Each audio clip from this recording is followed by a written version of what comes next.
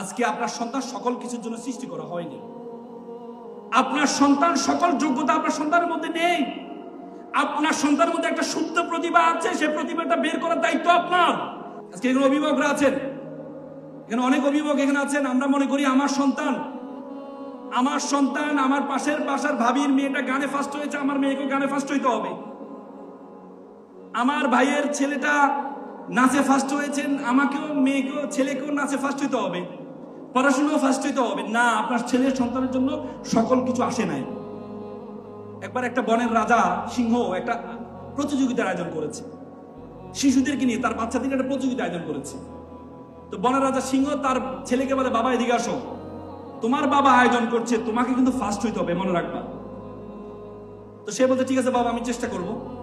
প্রথম প্রতিযোগিতা সাঁতার প্রতিযোগিতায় দেখা গেল বাঘের ছেলেকে পিছনে ফেলে, সিংহের ছেলেকে পিছনে ফেলে, জিরাফের ছেলেকে পিছনে ফেলে কুমিরের ছেলে ফার্স্ট হয়েছে, আর সিংহের ছেলে সবার লাস্ট হয়েছে।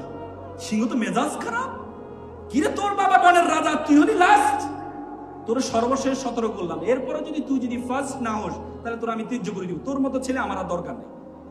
পরের প্রতিযোগিতা উড়ার প্রতিযোগিতা, দেখা গেল উড়ার প্রতিযোগিতা বাঘের ছেলেকে পিছনে ফেলে, সিংহর ছেলেকে পিছনে ফেলে, জিরাফের ছেলেকে পিছনে ফেলে বানরের ছেলে ফার্স্ট হয়েছে, আর সিংহ সবার লাস্ট। সিংহ পরে তার সন্তানকে ডেকে এনে তীর্য করে, তোর মতো সন্তান আমার আর দরকার নেই। আজকে আপনার সন্তান সকল কিছুর জন্য সৃষ্টি করা হয়নি। আপনার সন্তান সকল যোগ্যতা আপনার সন্তানের মধ্যে নেই। আপনার সন্তানের মধ্যে একটা সুপ্ত প্রতিভা আছে, সেই প্রতিভাটা বের করার দায়িত্ব আপনার। আপনার সন্তানের মধ্যে একটা স্পেশালিটি আছে, যেটা আল্লাহ তাআলা তাকে দিয়েছেন, সেই স্পেশালিটিটা বের করার দায়িত্ব আপনার।